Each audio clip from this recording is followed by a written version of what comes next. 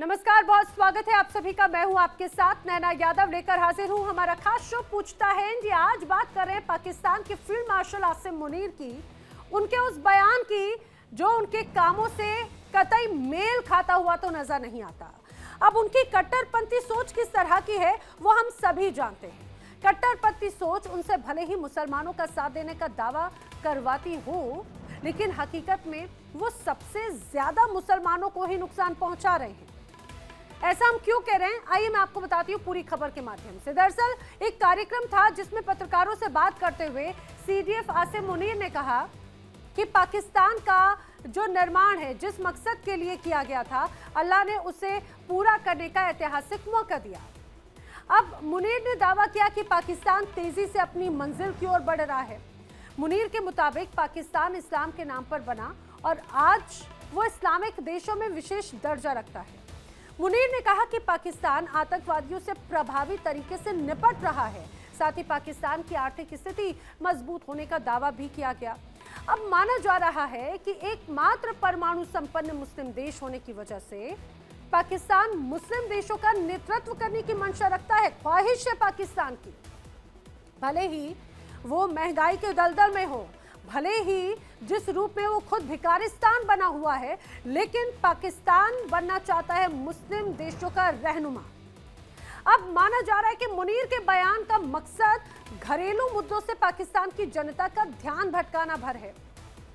आपको वो बयान भी हम सुनाएंगे, बताएंगे कि आखिर ये बयान क्या है। इस बयान में सीडीएफ आसिम मुनीर ने मुसलमानों का खैरख्वाह होने का दावा किया और उनके बयान से तो ऐसा लगता है कि वो इस्लामिक देशों का नेता बनने की कोशिश कर रहे हैं, जबकि हकीकत यह है कि मुनीर की सेना के सबसे ज्यादा वार मुसलमानों पर ही होते हैं। अब कैसे, समझिए। दरअसल जिस रूप में पाकिस्तान का बलूचिस्तान प्रांत या खैबर पख्तूनख्वा प्रांत, यहाँ पर अशांति ही अशांति है। बलोच लोगों पर या फिर यहाँ के टीटीपी के खिलाफ पाकिस्तान की सेना अक्सर ऑपरेशन चलाती है और टीटीपी को इन्होंने आतंकवादी संगठन करार दिया है, बीएलए को इन्होंने आतंकवादी संगठन करार दिया है। लेकिन अगर टीटीपी के कमांडर्स या उनके अलगाववादियों की बात करें, उग्रवादियों की बात करें या बीएलए की बात करें, तो ये सब पाकिस्तान की ही धरती के लोग हैं। अब अफगानिस्तान के तालिबान शासन को मान्यता देने वाले पाकिस्तान के रिश्ते आज उनसे ही खराब हो चुके हैं। पाकिस्तान की सेना अक्सर अफगानिस्तानियों पर हमले करती है, हाल ही में हुआ, जिनमें अक्सर मासूम लोग ही मारे जाते हैं। हाल ही में पाकिस्तान और अफगानिस्तान के बीच में चमन बॉर्डर पर झड़प हुई थी। इससे पहले किला सैफुल्ला सेक्टर में दोनों देशों की सेनाओं के बीच में गोलीबारी हुई। जाहिर सी बात है कि पाकिस्तान मुसलमानों का हिमायती होने का दावा भले ही करे, लेकिन हकीकत इससे पूरी तरह से उलट है। और यही बात है, हाल ही में हमने देखा था इजराइल और गाजा के बीच में जिस तरह से तनाव है, उसमें बाकायदा अमेरिका की तरफ से एक फॉर्मूला निकाला गया पीस प्लान को लेकर। स्टेबलाइजेशन फोर्स तैयार करने की बात की गई और उस स्टेबलाइजेशन फोर्स का एकमात्र उद्देश्य है हमास को निहत्था करना, उसके हथियार खत्म करना। और इजराइल का ये पूरी तरह से क्लियर कट मैसेज है कि जब तक हमास का खात्मा नहीं हो जाता, एक एक नेता को नहीं खत्म कर दिया जाता, तब तक ये जंग यूं ही जारी रहेगी। यानी इजराइल अपनी तरफ से क्लियर कट मैसेज दे चुका है, अमेरिका क्लियर कट हमास को आतंकवादी मानता है। अब यहाँ पाकिस्तान जिस रूप में हमास के खिलाफ या फिलिस्तीनियों के खिलाफ इसमें शामिल होने पर लगातार जो भूमिका में नजर आता है, उसे ये स्पष्ट हो जाता है कि कैसे अपनों के खिलाफ ये हथियार उठाने की कगार पर पाकिस्तान है। तो कहा कुछ जाता है और किया कुछ जाता है। ऐसे में बड़े सवाल, क्या मुनीर घरेलू समस्याओं से जनता का ध्यान हटाना, भटकाना चाहते हैं? क्या केवल मुसलमानों की चिंता करना ही पाकिस्तान के लिए पर्याप्त है? क्या मुनीर का मकसद दूसरे देशों को धमकी देना है जिस रूप में वो नजर आते हैं? करेंगे चर्चा। खास मेहमानों का पैनल मेरे साथ में कनेक्ट हो रहे हैं, आइए आपको मिलवाती हूँ। मेरे साथ रक्षा विशेषज्ञ डॉक्टर करुणा शंकर उपाध्याय मेरे साथ में कनेक्ट हो रहे हैं और मेरे साथ कनेक्टेड हैं रक्षा विशेषज्ञ retired lieutenant colonel J S. Sodhi ji. आप दोनों का बहुत बहुत स्वागत है इस पूरी चर्चा में। सोढ़ी साहब, मैं चर्चा की शुरुआत आप ही से करना चाह रही हूँ। मुझे जरा बताइए, कुछ समय पहले एक बयान आया था आसिम मुनीर का, उसकी तरफ से, उस बयान में उनकी तरफ से ये कहा गया कि पाकिस्तान की जो सेना है वो अल्लाह की सेना है। उन्होंने तो यहां तक कहा कि इतनी ताकत है कि अगर वो मिट्टी का गोला भी उठाएं और वो फेंके तो वो बारूद और बम बन जाता है। और दूसरी तरफ जिस तरह से अपनों पर ही वो हथियार चलाते हैं, उनका खून बहाते हैं, ये तो कितना विरोधाभास है इसमें। जय हिंद नैना जी। जय हिंद सर। ये मेरा सौभाग्य है कि मैं आपके न्यूज चैनल पर और विख्यात को पैनलिस्ट के साथ हूं। पाकिस्तान एक देश के तौर पे उसकी बुनियाद दो ही चीजों पे है, भारत विरोधी और हिंदू धर्म विरोधी नियत और नीतियां। और यही दो सिद्धांती बुनियाद पे पाकिस्तान बना है और अब तक पाकिस्तान टिका है, क्योंकि पाकिस्तान की आवाम के अंदर पाकिस्तानी सेना ने ऐसा डर बिठा के रखा है इन दोनों चीजों का, और इन दोनों चीजों के बारे में इतना जहर फैला के रखा है कि आज अगर पाकिस्तान जो भी थोड़ा बहुत इकट्ठे है वो सिर्फ इन दो बुनियादी नियत और नीतियों की वजह से है। अब ये असीम मुनीर का ये जो बार बार अलग अलग जगह पे बयान आना, कभी दो धर्मों का मेल नहीं है, कभी वक्त आ चुका है पाकिस्तान को कार्रवाई करने का जिसके लिए पाकिस्तान बना था, ये सारी चीजें समझने के लिए हमें थोड़ा इतिहास में जाना पड़ेगा। दिसंबर 1971 को जब भारत ने पाकिस्तान को युद्ध में हराया और पाकिस्तान के दो टुकड़े कर दिए, उसके अगले महीने 24 जनवरी 1972 को पाकिस्तान के मुल्तान शहर में कॉन्फ्रेंस हुई, जिसे मुल्तान कॉन्फ्रेंस के नाम से जाना जाता है। इस मुल्तान कॉन्फ्रेंस की अध्यक्षता पाकिस्तान के तब के वजीर आजम जुल्फिकार अली भुट्टो ने की, और इस मुल्तान कॉन्फ्रेंस में पाकिस्तान के भविष्य के लिए 3 अहम निर्णय लिए गए। पहला, पाकिस्तान परमाणु हथियार बनाएगा। दूसरा, पाकिस्तान भारत में आतंकवाद का समर्थन करेगा भारत में अस्थिरता और अशांति फैलाने के लिए। और तीसरा, वक्त आने पे पाकिस्तान जम्मू कश्मीर के लिए भारत पे जंग करेगा। पाकिस्तान के लिए ये जो तीसरा मुद्दा था ये सफल हो नहीं पा रहा था, क्योंकि सैनिक तौर पे भारत पाकिस्तान से बहुत मजबूत है, और जो हमारी अब तक 5 सैनिक मुठभेड़ हुई हैं 1947 से लेकर ऑपरेशन सिंदूर तक, हमने हमेशा पाकिस्तान को बुरी तरह हराया है। लेकिन सब कुछ बदला 2013 में जब शी जिनपिंग चीन के राष्ट्रपति बने। उसके बाद जो पाकिस्तान और चीन की नजदीकियां बढ़ी, अब ये जो असीम मुनीर का ये लेटेस्ट बयान है, ये उस तरफ संकेत है कि चीन और पाकिस्तान भारत पे टू फ्रंट वॉर करेंगे, जिसकी अंदेशा हमें जनरल उपेंद्र द्विवेदी जो कि भारतीय थल सेना के सेनाध्यक्ष हैं, उन्होंने कहा पिछले साल 17 मार्च को, टू फ्रंट वॉर भारत पे पॉसिबिलिटी नहीं है, रियलिटी है, यानी कल्पना नहीं है, वास्तविकता है। और पिछले साल ही 9 जुलाई को जनरल अनिल चौहान जो कि भारतीय सशस्त्र बल के चीफ ऑफ डिफेंस स्टाफ हैं, उन्होंने बयान दिया जिस तरह से चीन, पाकिस्तान और बांग्लादेश की नजदीकियां बढ़ रही हैं, ये आने वाले समय में भारत की सुरक्षा और अखंडता के लिए दिक्कत पैदा करेंगी। तो ये जो असीम मुनीर का बयान है, ये सीधा और सीधा टू फ्रंट वॉर की तरफ इशारा है। सर, सिर्फ टू फ्रंट वॉर, और यही बात मैं समझना चाह रही हूँ जिस रूप में अभी हम देख रहे हैं पूरी परिस्थितियों को, करुणा शंकर उपाध्याय जी, क्या सिर्फ टू फ्रंट वॉर ही एकमात्र ये इसका एक उद्देश्य है? क्योंकि आसिम मुनीर जो पिछले कुछ वक्त से जब दुनिया भर के अलग अलग देशों में जाकर मंच को जब संबोधित करते हैं, और हाल ही में हमने देखा कि कई ऐसे मुस्लिम कंट्रीज को भी वो संबोधित कर रहे थे और ये भरोसा दिलाने की कोशिश कर रहे थे कि अगर किसी को ज़रूरत है, या विक्टिम कार्ड खेलने की कोशिश की गई थी कि अगर दुनिया में मुस्लिमों के साथ में जिस रूप में अन्याय हो रहा है, हमें उनके खिलाफ आवाज़ बुलंद करनी है, और जिसको ज़रूरत है पाकिस्तान के द्वार उनके लिए हमेशा खड़े हुए हैं। हालांकि बड़ा हास्यास्पद है, जो खुद भिकारिस्तान बना हुआ है, कटोरस्तान बना हुआ है, वो दुनिया की क्या मदद करेगा? लेकिन फिर भी एक नैरेटिव सेट करने की कोशिश है। क्या ये कहा जाए कि यानी मुस्लिम कंट्रीज का वो रहनुमा बनने की कोशिश करें, ना सिर्फ पाकिस्तान, और उसमें बड़ा चेहरा आसिम मुनीर होंगे? और रहनुमा बनना चाहते हैं। सऊदी अरब तो इनको इस्लामिक राष्ट्र मानता ही नहीं, पाकिस्तानी मुसलमानों को तो असली मुसलमान ही नहीं मानता। इनको तो इस बार आपने देखा होगा हज करने की भी इजाजत नहीं मिली, और जिस ढंग से पाकिस्तानी भिखारियों को बड़े पैमाने पर 26,000 भिखारियों को भगाया गया, और आज तो पाकिस्तानियों को ना वो वीजा दे रहे, ना अमेरिका वीजा दे रहा। इनकी स्थिति तो विश्व में यह है। दूसरी बात क्या है कि इनको भले लोग फील्ड मार्शल कहें, लेकिन ये फील्ड मार्शल, और इन्होंने न केवल ये ऑपरेशन सिंदूर पर पिटे बल्कि अफगानिस्तान के साथ भी पिटे, घरेलू मोर्चे पर ध्यान भटकाने के लिए भी यह सब कर रहे हैं। और जो इनको निमंत्रण मिला गाजा पीस के कारण, जिसके कारण ये उछल रहे हैं, वो भी इनके लिए इतना आसान नहीं है। वहां भी $1 अरब इनको फीस भरनी है, जो कहीं न कहीं किसी से उधारी लेकर के, चाहे IMF से ले, चाहे अमेरिका से ही उधारी लेकर उसकी फीस भरे तभी ये प्रवेश कर सकते, तो इनके लिए आसान नहीं है। ये एक प्रकार से आसिम मुनीर का बड़बोलापन है और कहीं न कहीं वो दिखाने का नाटक कर रहे हैं। वो भी असलियत जानते हैं कि क्या चीज है। ऑपरेशन सिंदूर के दौरान भारतीय सेनाओं ने जिस शौर्य और पराक्रम से कम हथियारों का उपयोग करते हुए उन्हें गहरी चोट दी है, वह वो लंबे समय तक भुला नहीं पाएंगे। लेकिन वो आदत उनकी जो है, या आप कह सकते हैं कि पाकिस्तान का जो स्वभाव बन गया, उनके अस्तित्व का कारक ही यही को लगातार भारत विरोधी और जी जी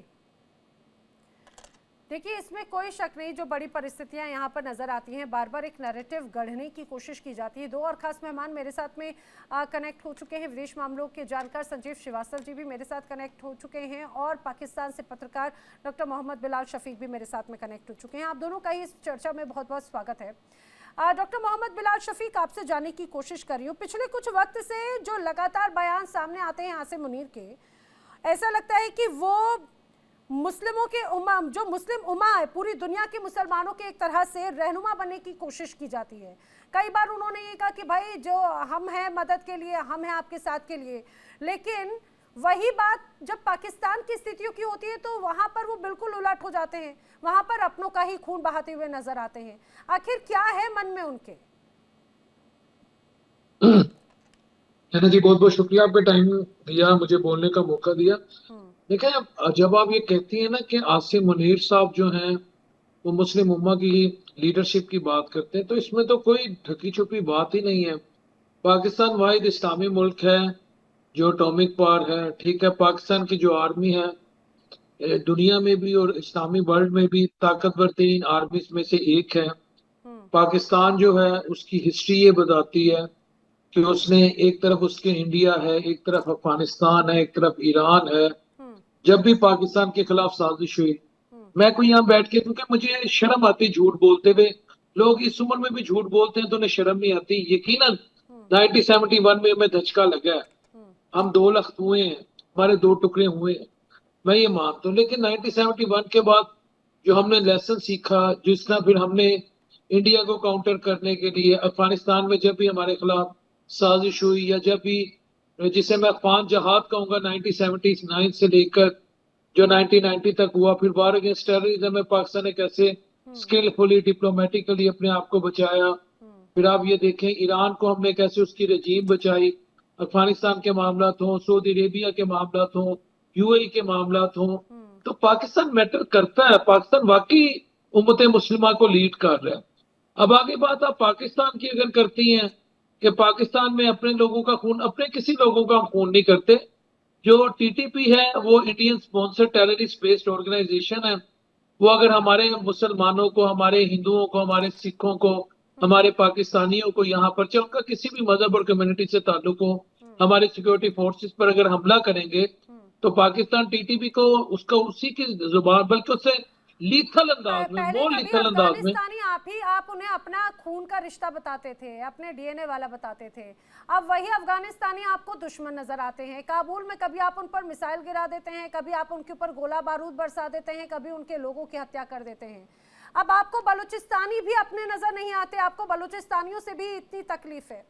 और बार बार अगर आप खैर खदमत की बात करते हैं तो सबसे महत्वपूर्ण आप मुझे एक बात ये समझाइए, पिछले कुछ वक्त से हमने देखा लगातार ऐसे बयान सामने आते हैं आपके आसिम मुनीर के, और वो कहते हैं कि भाई ऑपरेशन सिंदूर के वक्त में अल्लाह की कृपा थी। अच्छी बात है, आप जिसकी भी इबादत करते हैं उसकी कृपा, उसका आशीर्वाद हमेशा आपके ऊपर रहता है।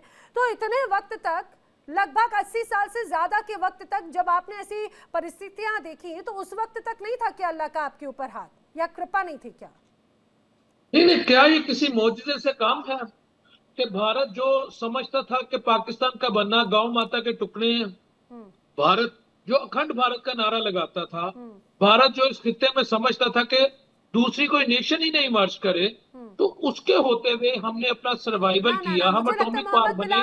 अखंड भारत की बात तो अभी भी करता है हिंदुस्तान। और रही बात की अगर अलग होने की, तो जब हिंदुस्तान हमेशा से अखंड भारत जब आप अगर इतिहास, आप तो डॉक्टरेट है ना, अगर आप पढ़ेंगे तो आपको पता है कि आखिर क्या अफगानिस्तान, पाकिस्तान, श्रीलंका, नेपाल पहले क्या हुआ करते थे विच्छेदन से पहले। अलगाव से पहले क्या हुआ करते थे, और अगर होना होता तो वो हिंदुस्तान ने ही अपनी सहमति के साथ में अलग होने की बात कही ना। आप बोल रहे अखंड भारत का मतलब पता है हमारी क्या डेफिनेशन है कि इंडिया पे एटम बम गिरा के इंडिया को खत्म कर दो, बात खत्म। आप हमें खत्म कर देंगे, आपकी जिहादी सोच यही होगी। जिहादी नहीं है, हम मैं बताती हूँ, ये सपना, ये ख्वाब आपका ना कभी पूरा नहीं हो सकता। अरे कभी पूरा नहीं हो सकता, क्योंकि ये आपके ख्वाब हैं जो कभी पूरे नहीं हो सकते। और वही बात है कि आप कभी उस अखंड भारत की खूबसूरती को समझ भी नहीं सकते। संजीव श्रीवास्तव जी, जिस बात का भी जिक्र यहाँ पर बिलाल कर रहे हैं, और यही जिहादी सोच है, और यही सोच इनके आसिम मुनीर की भी है। और इनको अपनों पर भी खून बहाते हुए, अपने पर भी बम गिराते हुए, उनको कतई जरा सी भी ये कहा जाए कि इस बात को लेकर तकलीफ तक नहीं होती। और यही वजह है कि चाहे बात बलूचिस्तान हो, अफगानिस्तान हो, केपीके के प्रांत के अलग अलग हिस्सों में, अरे जम्मू कश्मीर के लोगों को तो ये अपना कहते रहे ना हमेशा से, वहां पर भी किस तरह से इन्होंने कत्लेआम किया ये पूरी दुनिया जानती है। ये देखिए, पाकिस्तान के अंदर जो एक पंजाबी सुन्नी डोमिनेशन है, उसकी वजह से चाहे पाकिस्तान की रिलीजियस माइनॉरिटीज हो, इथनिक माइनॉरिटीज हो, सभी के ऊपर एक सेकेंडरी ट्रीटमेंट रहता है।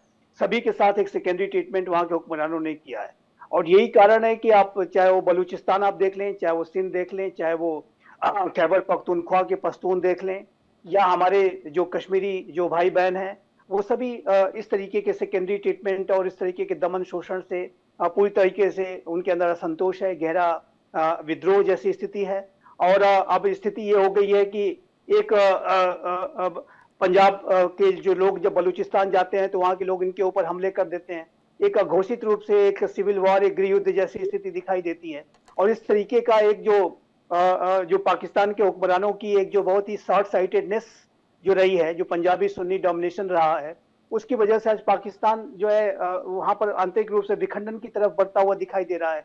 पश्तूनिस्तान के जो लोग हैं वो अब इस बात को लेकर के भी दुखी हैं कि जो उनके जो अफगान भाई बहन हैं उनके साथ उनको मेल जोल करने से रोका जा रहा है। जो सीमा पर बाड़ लगाई जा रही है, डूरन लाइन को अफगानिस्तान की तालिबान सरकार भी नहीं मानती है। तो पाकिस्तान के आज अगर आप आंतरिक स्थितियों को देखें तो वहाँ आंतरिक स्थितियां भी काफी दयनीय हैं। और जो पाकिस्तान के पड़ोसियों के साथ जो संबंध है, भारत के साथ तो इन्होंने इस पर पहले से शत्रुता मोल नहीं रखी है, तो अफगानिस्तान के साथ भी अब शत्रुता हो गई है, ईरान के साथ भी अच्छे संबंध नहीं है। तो ऐसे में पाकिस्तान जो वर्तमान स्थिति में काफी हर तरीके से ये अपने आप को रसातल में ले गए हैं। और इसके लिए पाकिस्तान के हुक्मरान ही इसके जिम्मेदार है। और जाहिर है कि वहाँ की जो रियल रूलर्स, वहाँ की सेना, वहाँ की खुफिया एजेंसी, जो वहाँ की रियल रूलर्स हैं, उनका ही ये सब किया धरा है। ये मैं लेकिन अच्छा संजीव जी, एक बात बताइए, यहाँ पर जिस तरह से आसिम मुनीर का ये बयान आता है कि पाकिस्तान इस्लाम के नाम पर बना, चलिए ठीक है, ये सभी के सामने, इसमें कोई शक नहीं, इस्लामी देशों में खास दर्जा हासिल है। वही बात अभी यहाँ पर करुणा जी ने भी कहा और सोडी जी ने भी कहा, सऊदी अरब तो इन्हें मानता भी नहीं है। और ये किस तरह से विवाद है वो भी हम बखूबी जानते हैं। और वो कह रहे हैं कि भाई हम अपने मकसद की ओर तेजी से बढ़ रहे हैं। ये मकसद आखिर क्या है इनका? देखिए, मकसद जाहिर है कि ये जो कट्टरपंथी सोच है और इसी तरीके की जो भाषा, इसी तरीके की जो तकरीर हमने पहलगाम के आतंकी हमले के 4 दिन पहले भी देखी थी। और उसके बाद जिस तरीके से आतंकी पहलगाम में आए और उन्होंने हिंदू और मुस्लिम धर्म के लोगों को अलग अलग किया, और उसके बाद जिस तरीके से उनकी किलिंग की गई पर्यटकों की, निर्दोष पर्यटकों की, वो जाहिर है कि वो सामने आया। तो इस तरीके की जो भी बयान अगर आसिम मुनीर देते हैं तो जाहिर है कि उसके ऊपर एक सतर्कता को बरतने की आवश्यकता है। और लेकिन आप जानते हैं नैना जी कि ये जो भारत है, नया भारत है, अगर ऐसी कोई साजिश भविष्य में अगर रची जाएगी तो पहले से ही हमारे प्रधानमंत्री श्री नरेंद्र मोदी ने एक न्यू नॉर्मल की बात कह रखी है। और ये जो कार्रवाई अगली बार जो होगी किसी भी आतंकी साजिश के विरुद्ध, वो सिर्फ पनाहगारों पर नहीं बल्कि उनके सिर्फ ठिकानों पर ही नहीं, आतंक के जो ठिकाने हैं, बल्कि उनके पनाहगारों पर भी होगी। और जाहिर है कि वो पनाहगार कौन है, वह पाकिस्तान की सेना ही है। और पाकिस्तान के जो आतंक के जो आका है उसके साथ साथ पनाहगार भी टारगेट किए जाएंगे। तो ये बात बहुत स्पष्ट है कि अगर तकरीरें देंगे और इस तरीके से फिर से अगर कोई आतंकी साजिश उन्होंने रची तो इसका जो जवाब है इस बार बहुत ही ज्यादा बड़ा और शक्तिशाली होगा, और इसमें संजीव कोई जी, दो राय इसमें नहीं कोई है। शक नहीं, बार बार जो खासतौर से कट्टरवादिता की बात करते हैं और पहलगाम में वो बड़ी तस्वीर नजर भी आई, लेकिन बिलाल जिस स्पेशल स्टेटस की बात करें, स्पेशल स्टेटस किस तरह का है? खासतौर से सऊदी, यूएई, कतर जैसे तमाम अमीर मुस्लिम देश जो हैं वो हर रूप में आपसे बहुत समृद्ध हैं और उन्हीं से ही आप पैसा उधार लेते हैं और उन्हीं के ही नाम पर आप खुदकने की कोशिश करते हैं।